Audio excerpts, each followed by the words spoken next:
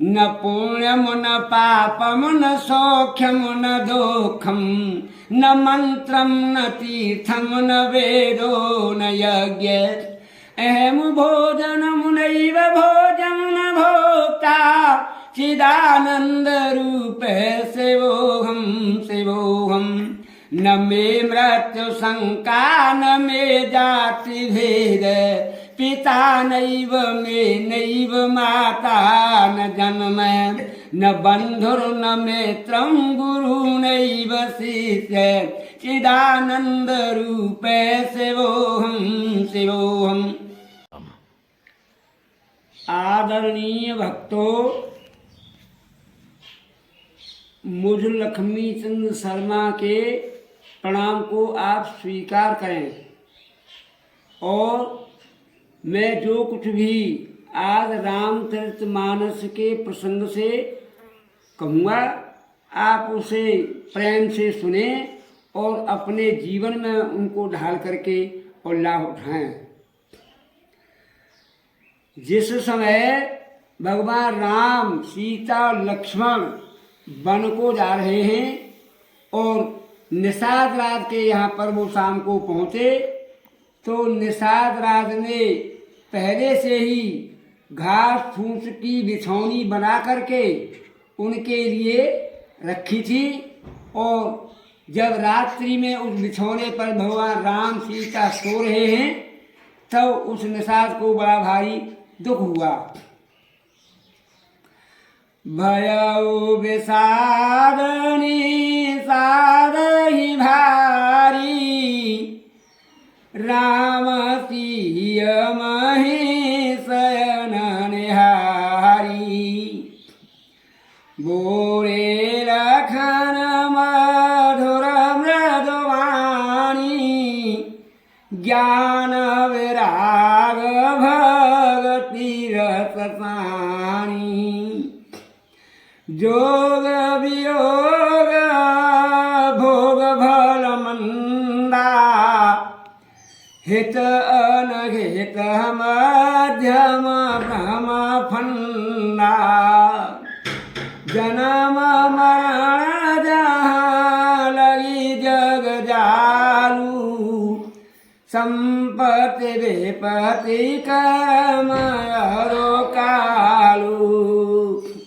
धरानी धाम धन पुर परिवारू स्वर्ग नरक जहाँ लगी व्यवहारू देखिए सुनिए गुनिए मन माही मोह मूल परमारथ नाही। लक्ष्मण जी ने कहा, हे भाई, यहाँ तक तो सब अज्ञान है, इसमें कुछ भी परमार्थ नहीं है। कैसे? सपने होए भिखारी नप रंक ना कपट होए जागे लाभ नहान कछु तिम प्रपंच दिए जोर। स्वप्न में राजा भिखारी हो जाता है और भिखारी ना कपट स्वर्ग का स्वामी हो जाए, लेकिन जागने पर राजा राजा ही रहता है और भिखारी भिखारी होता है। न कुछ लाभ है न कुछ हानि है। इस जगत प्रपंच को, इस दृश्य प्रपंच को अपने हृदय में ऐसा विचार करके देखना चाहिए कि इस संसार में कोई भी सार नहीं है, यह संसार असत्य है। और देखिए, करई कचरिया विष भरी जन्म न मीठी होय सैंद नाम जब घी पड़े जब बेल बिछोयो होय। करई कचरिया विष भरी, जब तक कचरिया बेल से रहती है लगी हुई तब तक वो किसी भी सूरत में मीठी नहीं हो सकती। जब वो कचरिया बेल से छूटने की कोशिश करती है धीरे धीरे, तो जब छूट करके वो उसका नाम सेंध हो जाता है, ठीक उसी प्रकार ये संसार जो है एक बेल के समान है और हम और आप जितने भी चराचर जगत के जीव हैं ये सब कचरी के समान हैं। जब तक हमारी इस संसार में आसक्ति रहेगी, संसार से जुड़े रहेंगे, संसार में मोह रहेगा, तब तक हमारा किसी भी सूरत में कल्याण नहीं हो सकता, नहीं हो सकता, नहीं हो सकता। इसलिए संसार से अलग होने की, संसार से वैराग्य करने की कोशिश करनी चाहिए, तभी हमारा कल्याण हो सकता है, नहीं कल्याण नहीं हो सकता है। कैसे? क्या जगत विलक्षणम ब्रह्म ब्रह्मणो अन्यत्र किंचन ब्रह्मान्यदभात चैन मिथ्या यथा मरीचिका। इस संसार में केवल एक ब्रह्म ही विलक्षण है, ब्रह्म से अन्य और कुछ भी नहीं है। यदि किसी को ब्रह्म से अन्य प्रतीत होता है तो वह मरीचिका की भांति मिथ्या ही है। और माया नहीं काया नहीं बंध्या रचा यह विश्व है, ना नाम है ना रूप है केवल निरामय तत्व है। यह ईश है यह जीव माया माह सब संकट है, ऐसा जिसे निश्चय हुआ इच्छा बिना ही मुक्त है। इसका कल्याण कब होगा? जब आत्मज्ञान हो जाएगा, आत्मज्ञान होने पर ही कल्याण होगा। और ये कहा कि सेंध भई तो का भई फिर उपजन की आस, सकल व्याधि जब ही कटे जब होई बीज को नाश। सेंध भई तो का भई, जब सेंध बन गई वो कचरी तो फिर आगे जाकर के वो फूट जाती है और उसके बीज जो है पुनः समय आने पर फिर उगाते हैं और फिर बेल बन जाती है।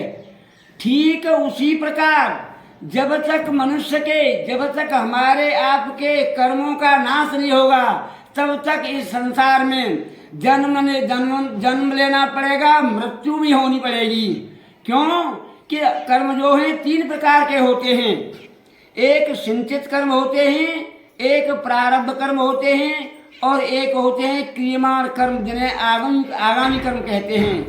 तो सिंचित कर्म जो है प्रारब्ध रूप में मिलते हैं तब ये जन्म मिलता है।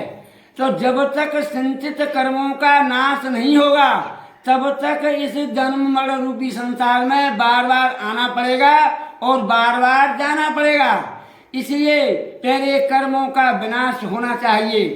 कर्मों का नाश तभी होगा जब आत्मज्ञान हो जाएगा। अब आत्मज्ञान किसे कहते हैं? जिसे अपनी आत्मा यानी ब्रह्म से अभिन्न रूप करके, जिसे अपनी आत्मा का अहम ब्रह्मास्मि इस प्रकार का ज्ञान है, उसे आत्मज्ञान कहते हैं। कर्म से कभी भी मोक्ष की प्राप्ति नहीं होती है, न उपासना से हो सकती है। कर्म से अंतःकरण की शुद्धि होती है, उपासना से चित्त की एकाग्रता होती है। इसलिए आत्मज्ञान से ही कर्मों का नाश हो सकता है। कर्मों का जब नाश हो जाएगा तो फिर आगामी जन्म नहीं मिलेगा और प्रारब्ध कर्म तो भोग करके ही नष्ट होते हैं और क्रियमाण कर्म जो है आत्मज्ञानी पुरुष को स्पर्श ही नहीं करते हैं। इसलिए आत्मज्ञान से ही मोक्ष की प्राप्ति संभव है और किसी से संभव नहीं है। और फिर क्या कहा? न पुण्यम न पापम न सौख्यम न दुखम न मंत्रम न तीर्थम न वेदो न यज्ञ अहम भोजनम नैव भोजन न भोक्ता चिदानंद रूप शिवोहम शिवोहम न मे मृत्यु शंका न मे जाति भेद पिता नैव मे नैव माता न जन्म न बंधुर न मित्रं गुरु नैव शिष्य चिदानंद रूप शिवोहम शिवोहम। और वो ब्रह्म कहता है मुनिर्विकल्पो निराकार रूपो विभु व्याप्य सर्वत्र सर्वेन्द्रियाणां सदा मे समत्वं न मुक्ति न बंध चिदानंद रूपे शिवोहम।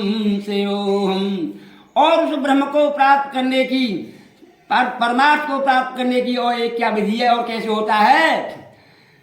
जो मोक्ष है तू चाहता विष सम विषय तज तात रे, आ जब क्षमा संतोष समदम पी सुधा दिन रात रे।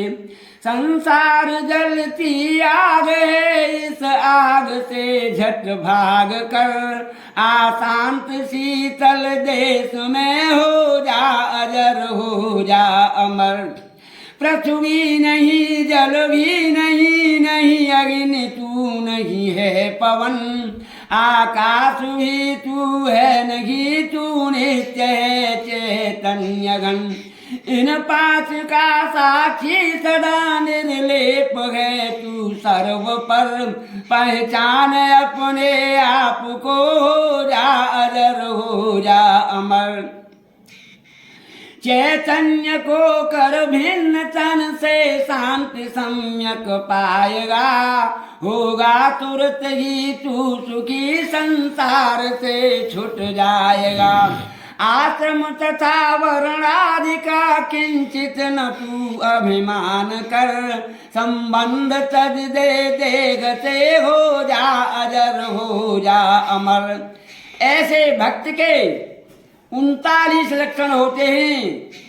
बिन द्वेष सारे प्राणियों का मित्र करुणावान हो, सम दुख सुख में मदन ममता क्षमाशील महान हो। जो तुष्ट नित मन बोध से मुझ में हुआ आसक्त है, दृढ़ निश्चयी है संयमी प्यारा मुझे वह भक्त है। पाते न जिससे क्लेश जन उनसे न पाता आप ही, भय क्रोध हर्ष विषाद बिन प्यारा मुझे है जन वही। जो शुचि उदासी दक्ष है, जिसको न दुख बाधा रही, इच्छा रहत आरंभ त्यागी, भक्त प्रिय मुझको वही। करता न द्वेष न हर्ष, जो बिन शोक है बिन कामना, त्यागे शुभाशुभ फल वही है, भक्त प्रिय मुझको घना। सम शत्रु मित्रों से सदा अपमान मान समान है, शीतोष्ण सुख दुख समझ से आसक्त बिन मतिमान है। निंदा प्रशंसा समझ से मौनी सदा संतोष ही, अनिकेत निश्चल बोधिमय प्रिय भक्त है मुझको वही। जो मत परायण इस अमृतमय धर्म में अनुरक्त हैं, वे नित्य श्रद्धावान जन मेरे परम प्रिय भक्त हैं। बोल कृष्ण भगवान की जय।